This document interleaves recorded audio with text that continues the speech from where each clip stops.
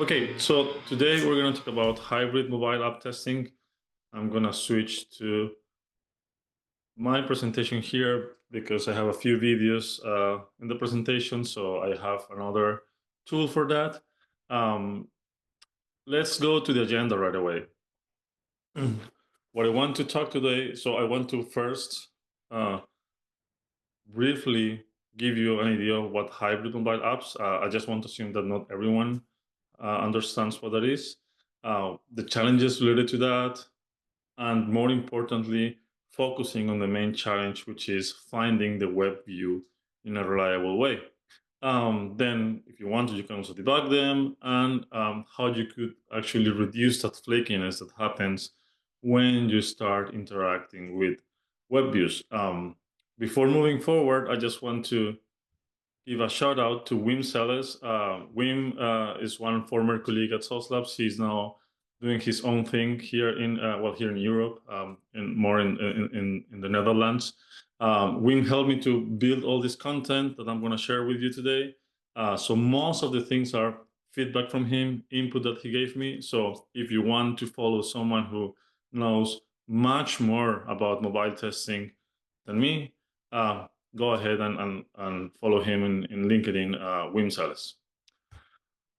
So, having said that, a big overview, right?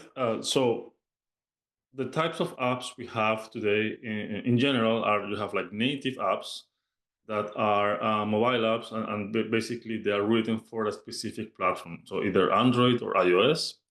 And therefore they use a specific programming language. If you're using Android, then you go into Java and Kotlin.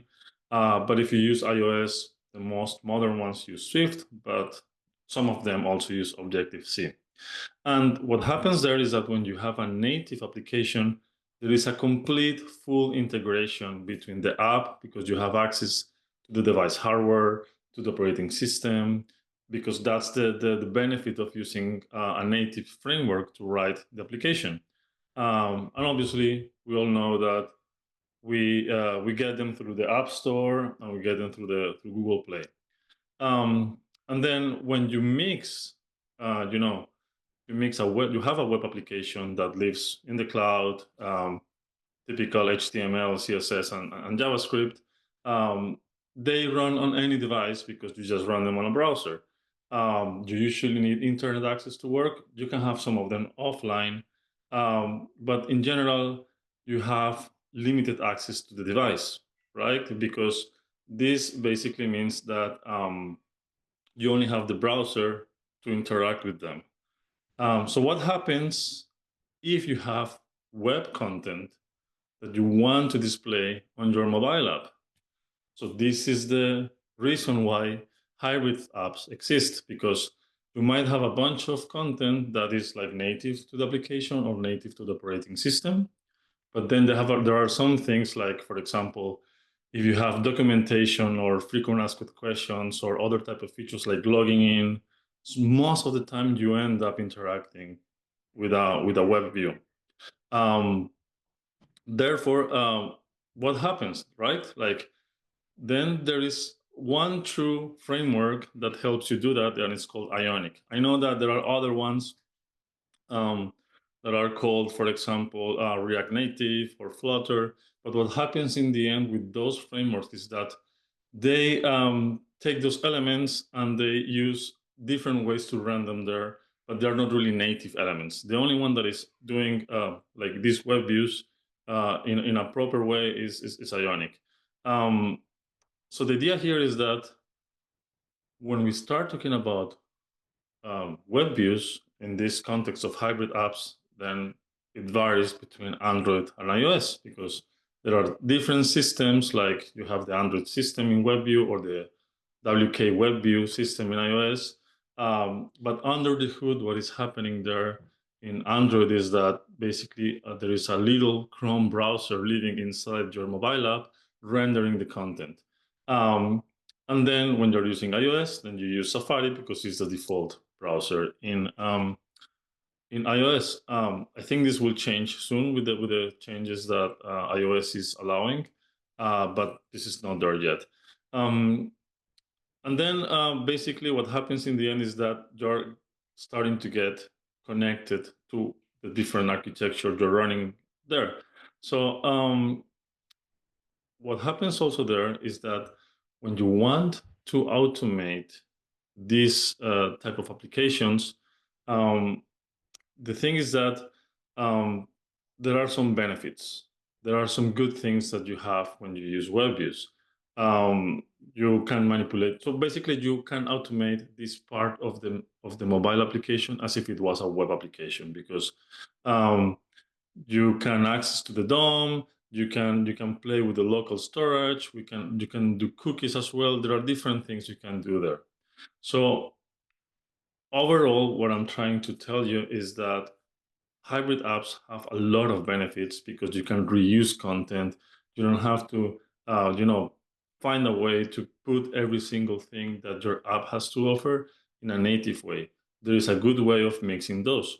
Um, but what's the challenge there? The challenge is that when you need to find those web views, it's a bit tricky because it varies between operating system. As we saw in Android, Chrome is on the back, in iOS, Safari is on the back. And um, the thing as well is that when you want to test this, you need to build the application in a specific way. You need to build it with a flag that is conceptually called like remote debugging web views. So you need to enable this flag to allow you to test this web application or this mobile application with hybrid web views.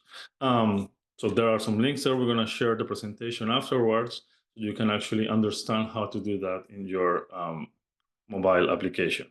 So let's see a little example of how you could actually find a web view if you were using the live testing feature that we offer at SOS. So let's play this, and then this is an app that we're going to offer the developer options. We're going to enter into the dev tools. It's going to be loading because there, what I'm going to do, I'm going to load a website inside a web view that this application as a demo we have. So we're loading the sosdemo.com. When we go to the website, then we have the option of seeing the whole web view, the whole website in Chrome DevTools there. Of course, this is an Android device, so we're able to interact with the web view as if we were, using a website with our DevTools console in our native browser. So this is quite nice. It's quite simple. We can debug this part of the application, and in different ways, we can actually test in a manual way, or we can also do exploratory testing if you want to, when we have this type of features in our mobile application. It works very similarly with iOS. For example, you can see here that the application is loading the iOS version. We're going to do the same. And the cool thing that we have here at SOS is that it doesn't matter if you have, if you have an iOS application or an Android application, it works exactly in the same way. So I'm doing the same steps I did before with the Android application. Now I'm doing them with the iOS application.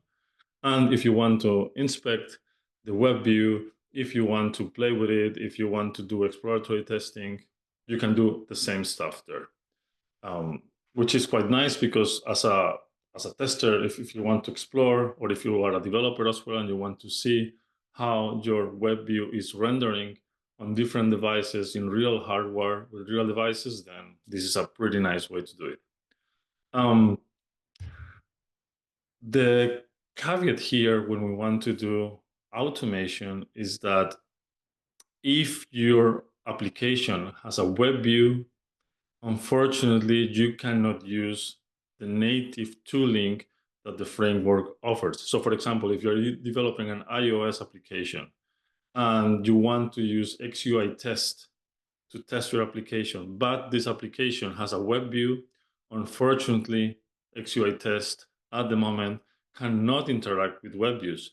Therefore, you are kind of forced to do at least this part of testing with Appium, because Appium is able to interact with web views, and this is what we're going to focus today. how to do this testing, how to find how to reliably find web views with Appium. Here we have two screenshots. On the left side, you can see how you have the Android version of the WebView. This is the Appium inspector we have at Sauce Labs. So let me move my pointer here. So you can see how on the left side, here there is a tab called Appium Inspector. Right inside the application, you can just navigate to the different layers and then find the WebView for you. And here on the right side, you have the same thing for iOS. So the point that what we're gonna try to achieve here is the following. What we did manually, now we want to do it in an automated way. For that, with Appium, we have different commands that help us get there. So one of them is like getting context or getting the current context. And then when we talk about setting context, that means you could easily replace the word context for WebView. So get me the web views you have. Well, this is not correct. The context basically means either native or a web view. So you have the two different contexts, and then you're able to switch to one or the other one. So let's see how that looks. When you have an Android application, then the name, how the web view is going to be called is basically WebView underscore the name of the package. And in iOS, you have the web view called as WebView underscore ID. So the way you can get this is that if you're doing Java, for example, we're going to see some JavaScript examples in a moment. You can print them, and in Android, you will see something like this. You have the native app. This is one context. And you have the WebView underscore Sauce Labs my demo app Android. So this is the other context. This is the WebView context. In iOS, as we mentioned, you have the native app, and then you also have the WebView context, which is with the ID at the end. So if you want to get the current context, you say driver, get current context, or if you want to switch to any given context, and you put the full complete name of the context there. Same thing with iOS. So what do we have so far?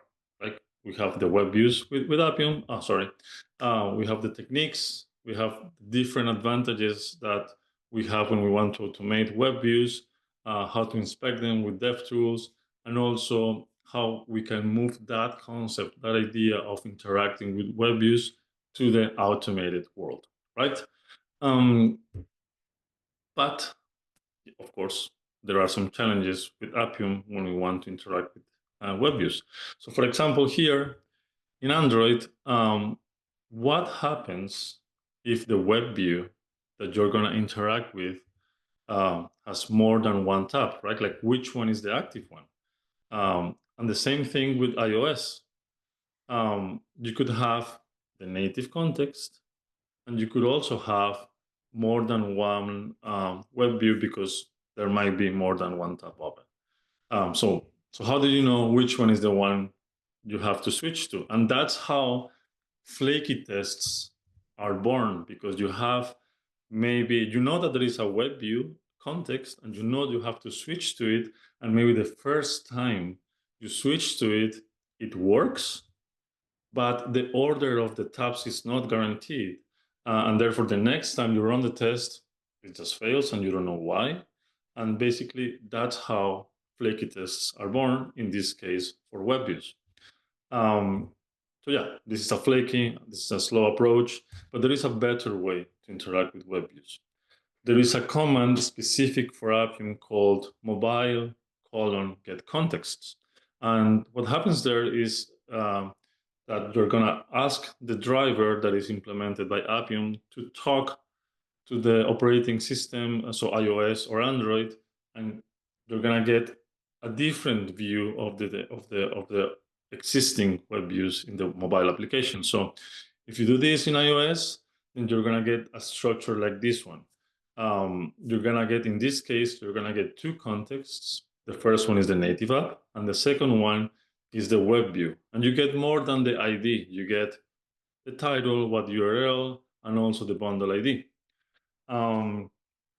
This is more reliable, and we're going to understand why when we see the Android part. So you see all this long payload that is returned from Android, but interestingly, we have a few items that are common that will help us understand and find the correct web view. So let's build a structure that could work cross-platform. In this case, we're going to get an ID, we're going to get a title, we're going to get the URL, the package name, and the bundle ID. So for that, we need to create some sort of a helper method that gets that data and then shapes it in that data structure. So we could do something like, if the driver is iOS, then we return the iOS data because the iOS payload has what we need. It's enough. But if it's Android, then yes, we do the same. Of course, there is a bit of more detail to this. So let me show you that. In the end, what you would do, I'm sorry, I missed to share the last part. So this is what you would do. You would get the contexts, and then you will start filtering based on the data you get back. So this is what you would get. This is the data that you get in iOS, ID, title, URL, and bundle ID. The same data, we're going to get it in Android. The bundle ID is the same as the Android package. The ID is over there. The title in this case is Swag Labs. Then we get the URL, and we also get something special that is the web view name. I mean, we can see that there are different pages. So what we need there is that we need to use the ones that are called type page. So let's move a bit forward to understand better how we can do this. This is the basic code we had before. In the case for Android, we need to do a bit of massaging to the data. So we need to get the package name, we need to get more data, and basically we need to put all that payload in the same structure that iOS is giving it to us. So let's do the Android logic as a start. We need to parse this context. Since we don't get the native app from Android, then we're going to add it. Then we're going to get the web view of the application we want to test. We're going to search for it, and then we're going to filter everything else out. Remember that the pages that we need to find have the type page, and the description is not empty, because that's how we know that the actual web view is active. And more importantly, that we have something that is attached and visible. And at the end, we just need to, shape this data that it looks in a consistent way, and it's also consistent with what the iOS structure is returning us. And at the end, we just return the result. How could this look? Let's have a look. So there are a bit more details. So I'm gonna go a bit. I'm gonna explain the details, but I'm just gonna give you the answer already. So if you're like getting confused by all this pseudocode part, this code already exists and is part of web.io. So don't worry if you don't understand every single detail. The purpose of all this code is to get you a structured way to retrieve web views from mobile applications in a reliable way that is not flaky, and you can switch from one context to the other one in a simple way. That's the goal of this code that you're seeing, or this pseudocode that you're seeing on screen. So don't worry if you don't get every single piece. If you see at the bottom of the slide, that's the link of the code that lives already inside web.io and is available in the version 9 and latest. So don't worry if you're not like following every single detail.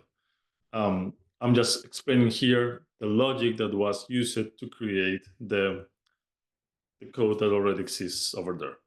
And if you want to, obviously, if you want to copy that code to your specific framework, then you can also do it as well. The idea is that again, we're just getting two different payloads, one from Android, one from iOS, and we're trying to put them together in a way that is easy to consume for us to switch from one context to the other one. So if we want to switch to a context, this is how we would do it. We would say, I want to switch to the native app context. Or if we want to switch to another context, for example, if we know things like the title, if we know things like the URL, if we know something like both title and URL, then this is a method we can use based on the data we retrieve from the mobile apps. So you're not limited to the ID, you're not limited to the URL or the title. You have different data elements to mix and match and get the web view that you need to test. So going a bit more deeper into the into this code. In this case, this is quite simple because if you are going to the native context and you switch there, but if you are gonna switch to a different part, basically you need to find that the context is a web view. You need to filter by title or by URL, and then depending on the operating system, for example, these methods like driver is iOS or is Android, they already exist in WebDriver.io, and then basically you move forward, as I was mentioning a moment ago. So in the end, what you're gonna get as an interaction is that based on the context, the identifier, and the title and the URL, you are having different ways to mix and match and find the right web view you're going to use for your mobile application. Right. So this is, in the end, how would this look in the end? This would look basically like this, that depending on the context, you switch to native app, you go all these checks. If you're looking actually for a web view, then you switch to, you use the data you have for iOS if you're looking for iOS, or if you're testing an Android application, then you switch to that one. To give you the high level of this is that you're gonna have two main methods, right? Two public methods that already exist in WebViews. One is you're gonna get the current context of the application, and then you're going to find a way to switch to that context. These public methods, they rely on these other two. One that gets the data from Android, massages it, shapes it in the same way as iOS, and then based on the data you're providing, like in this case, the title and the URL, you're going to match the context and you're going to return it to be able to switch to it. And to start wrapping up, the thing with hybrid apps is that they offer you a lot of features, but there is a compromise because testing it is quite complicated in the sense that you need to jump to this web view context and actually make or double check that things work as you expect. You need to adapt constantly because, you know, there are new browser versions being released and they are landing on the mobile devices as well. You need to be implementing this test in a way that it's reliable. So if you are using this old method of switching and having this flaky test, I really recommend you to have a look at this different method, because this will actually help you to have more stable tests. And I really advise you to, if you're interested in that code, like have a look at it and invest time in understanding the data that is returned from each device. And sometimes the data is even better if you collaborate with the devs, because they can actually make changes to how the title of the tab is, or if you need something specific in the URL, or maybe you need a change in the ID, whatever, you can actually collaborate with them to find these web views in a more reliable way. That's it for me. I didn't want to make this longer because you could go as deep and as wide as you want. But yeah, thank you everyone.